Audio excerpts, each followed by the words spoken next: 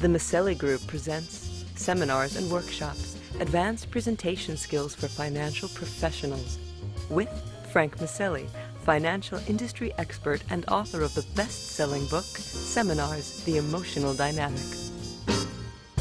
Episode 7, Like. Hi, I'm Frank Maselli. Welcome back for episode 7, Like. Getting a room full of strangers to like you is a very strange mix of technique and natural charm. And that's what we're going to talk about, because I think getting people to like you is probably the most essential emotional driver of success in the financial services workshop. So let's get into this. Let's have some fun and see where we go. This is a very important topic. There is an old saying in our business: people do business with people they like. And I think this is true. I've been doing this a long time, and I've found that to be the case. The good news is you're already likable. You have a natural set of skills. You have a natural rapport with people. You wouldn't be in this business if you didn't have some really finely tuned people skills. But the workshop or seminar throws some curveballs at you that will drive you beyond your natural charm. You have to know some stuff to generate that likability in a workshop. This is not a one-on-one with you across the table from a prospective client. It's a much different environment. So how do you get people to like you? It can mean valet parking.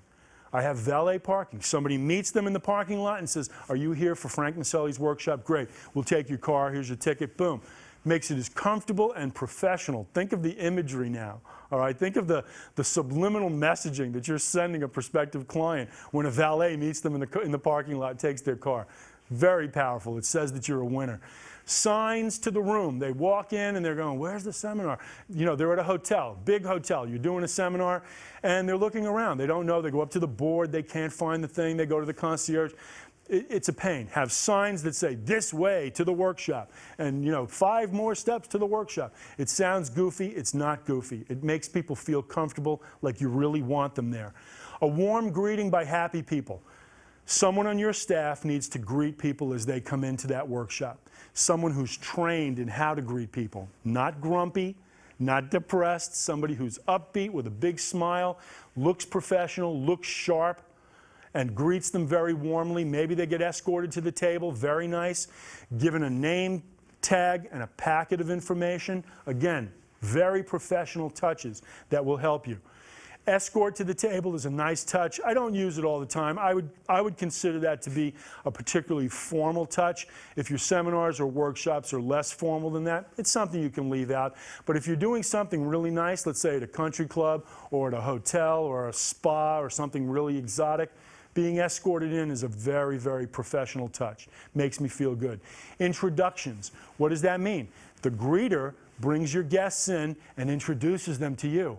"Frank, I'd like you to meet Mr. and Mrs. Jones. They came in from Towson, Maryland." Oh my God, they get to meet the star before the show. This is a very nice touch. Very powerful.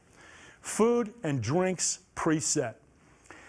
If you learn nothing else from all these videos, the one thing I want you to take away is that you've got to have food. Have I said this enough? Have I made this clear? Maybe because I'm hungry. I don't know. Food becomes more important. You've got to have something there that people can enjoy before the seminar begins. When I come into a seminar and I don't see anything set on the table, I don't see anything in the back to nosh on, I get very tense and I begin to dislike the person. Now look, there's an entire school of thought out there that says, "I'm a financial professional and I don't have to serve food, I don't have to feed them, my ideas are enough." Okay, you know what? If it's working for you, then great. My first question is, are you generating 75% attendance at appointments? If you are, then keep doing it your way. If you're not, then you've got to change the way you're doing things. People like to eat. It just loosens them up. Very important. Okay, here's a big one.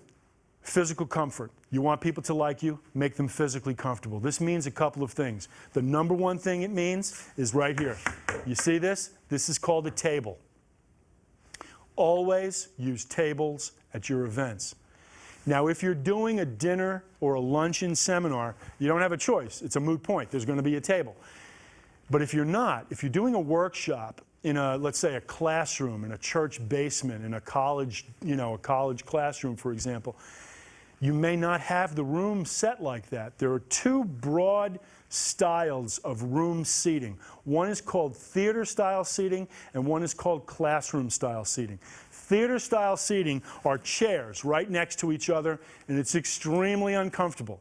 Don't make people sit in a theater style room like that. They just really get angry at some point. You know, you're making me sit in coach. I've got a person next to me here, it's like Southwest Airlines. Don't do that. Very bad thing to do. Spread people out and put a table in front of them. A table gives people 17 extra seating positions they can assume in front of that, you know, right there on the table. Much more comfortable. Gives them a tremendous sense of security also.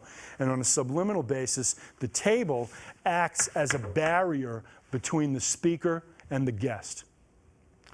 Sounds crazy? They like it. Give me a place to put my notes, put my cup of coffee, put my tea, whatever I'm drinking. Okay. The other thing about physical comfort is the room. You're going to be doing seminars in a variety of locations, and you don't always have control over the environment.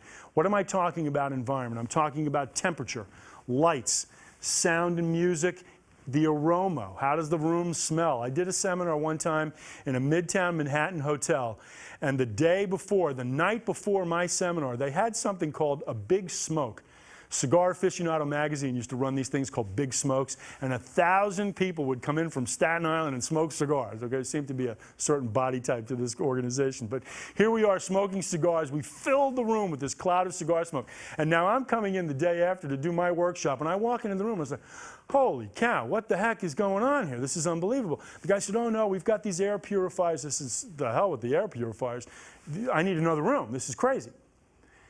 Think about it. Temperature, very important. If you're doing seminars or workshops with seniors, 65, 70, 75 years old, they are always cold. They're freezing all the time. You have to turn the temperature up. One of the things I used to do at my workshops for physical comfort, with seniors especially, I need the room cold. I mean, look at me. I need a cool room, okay? Otherwise, I'm going to be sweating my head off up here. So I would turn the AC down a little bit, but people would come in, they'd be uncomfortable. So what I did was I got blankets, fleece blankets made with my company logo, and my assistant would say, Mrs. Jones, you know, the air conditioning's a little high. Why don't you take this blanket? They loved the blanket. The blanket was a home run. It was a fantastic tchotchke that people would walk away with. Very simple to do. Lighting, you don't want to be backlit. I don't want to get too complicated with this. There's a lot to it. Sound and music. I love using music in my seminars. I have a whole, I've got it on the iPod now, a whole playlist of pre-seminar, during seminar, post-seminar. Use some Frank Sinatra, use some music from the era of my audience. Baby boomers, I'll take them back to Woodstock. Seniors, I'll play Sinatra, I'll play some big bands. Get the juices flowing, get people liking you. Very good. Good to do. Food we talked about, not going to beat this up any more than I already have. People like to eat, puts them in a good mood, creates social interaction. The act of breaking bread with somebody is a very nice way for them to connect to each other. And it says that you care and that this will be a fun event. It's not going to be a boring economics lecture. Very, very powerful. Sense of humor. Okay. Not going to hit this too hard because we're going to talk about it in a little while. But without a sense of humor or without some laughter in that event, I think it's going to be a tough night. I like to have fun, I like to laugh, and I think when you build a workshop or a seminar, you've got to create something where people can have a good time. You've got to build some humor into the presentation.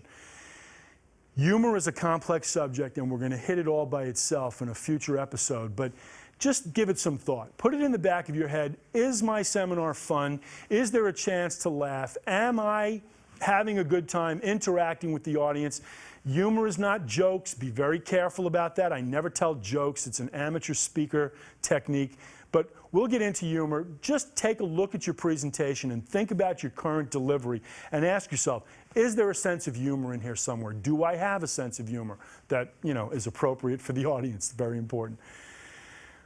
It relaxes people, it lightens the mood, it lets them have some fun, and it helps open up and enhance the relationship. So humor is a very critical issue. Those are the basics of getting people to like you. In simplest terms, okay, let's boil this down to its essence. If you get people to like you, and you miss the other 9 emotions, remember we talked about the lurch face emotions? You hit the L, but you miss everything else? They will talk themselves into working with you. They'll walk out and they'll go, oh my God, I didn't understand a thing he said. This is very complicated. But I like the guy. I kind of like him.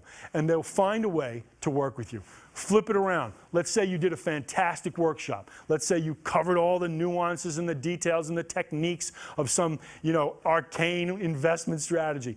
They walk out and go, my God, my head is filled with information, but something about that guy. I just did not like that guy.